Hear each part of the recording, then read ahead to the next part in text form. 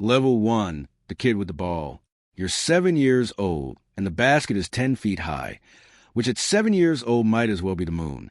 Your first shot doesn't reach the rim. Your second one doesn't either. By the fifth one, you've adjusted your arc without anyone telling you to, because something in your brain is already solving the problem. The ball is too big for your hands. The court is a driveway or a park or a cracked concrete slab behind a rec center with a bent rim and no net. And none of that matters to you at all. You are here every day after school until the light dies. Your mother calls you in for dinner, and you say 5 more minutes, and 5 more minutes becomes 30, and she stops arguing because she can see that you're not playing. Not really. You're practicing something, even if neither of you has a word for it yet. The other kids on the block are good. You're the one who stays after they go home. That difference is small right now. It will not stay small. Level 2, the AAU Player. 10 years old, and someone's coach has seen you play and invited you to try out for a travel team. And you make it. And suddenly basketball has a schedule and a uniform and parents who drive 3 hours on weekends to watch games in gymnasiums that smell like floor wax and ambition.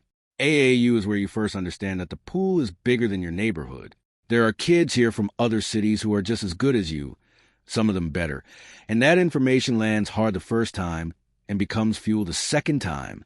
You lose a tournament game in the quarterfinals and cry in the parking lot, and your father doesn't tell you it's okay, because it isn't okay yet, and he knows you well enough to know that you don't want to be told it's okay. You want to be better. You come back the next weekend, and you're better. The footwork gets sharper. The handle gets tighter. A crossover that wasn't there in September is automatic by December. You are 10 years old, and you are building something with your body, and you don't fully understand it yet, but you can feel it accumulating. Level 3, the high school player.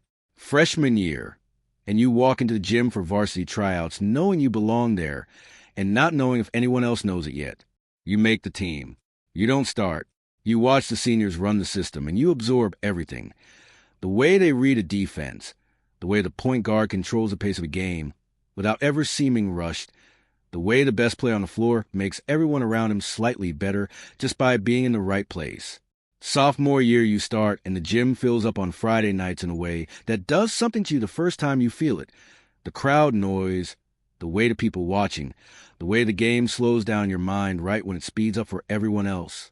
You want the ball at the end of games. You've always wanted the ball at the end of games. Now you're getting it. Junior year, the recruiting process begins.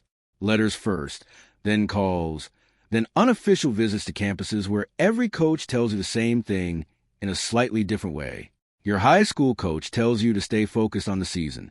He's right. By senior year, you are a top prospect in your class.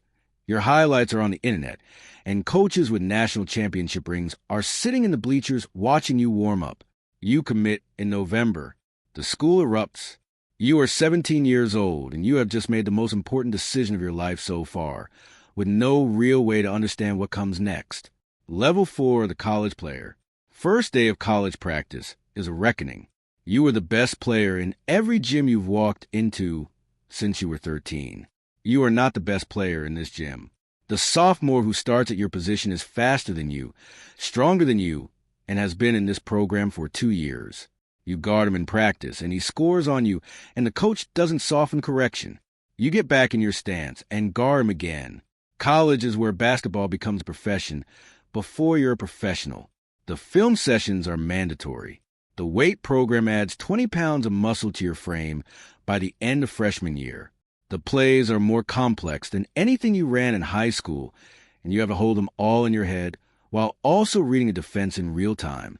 Freshman year, you come off the bench and contribute, and it feels insufficient, and it is exactly right for where you are. Sophomore year, you start. Junior year, you're all conference. By the end of your junior season, the NBA draft conversation isn't hypothetical anymore. Your family starts hearing from agents. The university assigns an advisor. You sit in a room with your parents and your coach and talk through numbers and projections and mock drafts, and you realize for the first time that basketball is about to become the thing that pays for everything. Level 5, the draft. The combine in Chicago is the strangest week of your athletic life. Every measurable thing about your body and your game is being evaluated by people with clipboards and laptops who watch you like you're a car they're thinking about buying. Wingspan, vertical, lane agility. Shooting form. Interviews where they ask about your childhood and your habits and your response to failure. You interview with 11 teams in 2 days, and you say the right things because you've been coached on what to say and because most of what you say is true anyway. Draft night is your family's living room. 40 people who've been with you since the driveway, and when your name gets called, you feel everything and nothing simultaneously. Pure white noise behind her eyes, and your mother's arms around your neck, and a microphone in your face before you finish processing the sentence. You are an NBA player. The sentence doesn't fit yet. It will. Level 6, the rookie. Nothing in college prepared you for this speed. The players you're guarding now have been doing this for a decade. The point guard who crosses you over in the second preseason game has handles that make your college defender look like a statue. The defensive schemes are layered and specific, and your assignment changes based on what the offense shows you before ball is even inbound. You make mistakes in games that get corrected in film sessions in front of the entire team, and the corrections are merciless and exactly what you need. Your first NBA basket comes in week 3, a mid-range pull-up off a pick and roll that you practiced 10,000 times. And you don't react, you get back on defense because a veteran next to you told you on day 1 to act like you belong here. Rookie year, you average 9 points coming off the bench. The coaching staff knows you're ready for more. You know you're ready for more. Year 2, the starting job opens. You take it, and you don't give it back. Level 7, the star, 5 years in, and you are one of the better players in the league. All-star selection, a max contract, a signature shoe in its second version. You've learned what it costs to perform at this level every night across an 82-game season. The maintenance, the film, the sleep discipline, the nutrition precision that sounds excessive until you understand that your body is the entire business.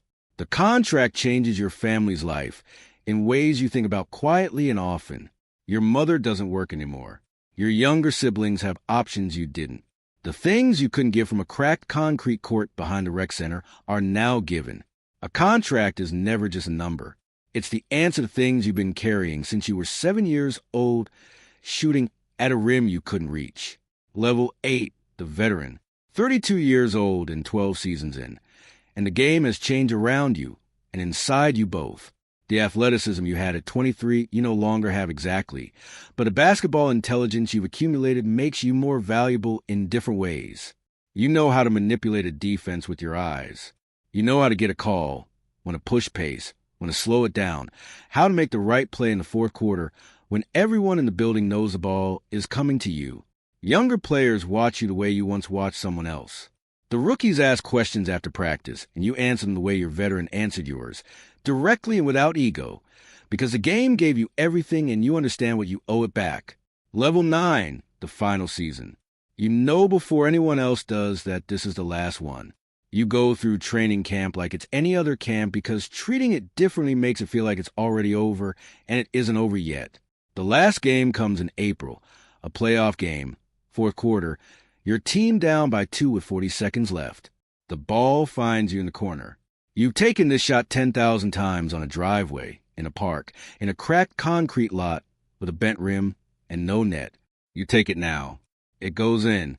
The crowd is a sound you feel in your chest. You retire in the summer. The press conference is held in the arena that became home. Your youth coach is in the third row. When they ask what you'll miss, most you don't say the games. You say the mornings. The empty gym at 6 a.m. before anyone arrives. Just you and the ball and the basket, and the same problem you've been solving since you were 7 years old and couldn't reach the rim. Somewhere right now, a kid is on a driveway taking a shot that doesn't reach. They adjust and shoot again. They have no idea that this moment, this small, stubborn refusal to stop, is where everything begins.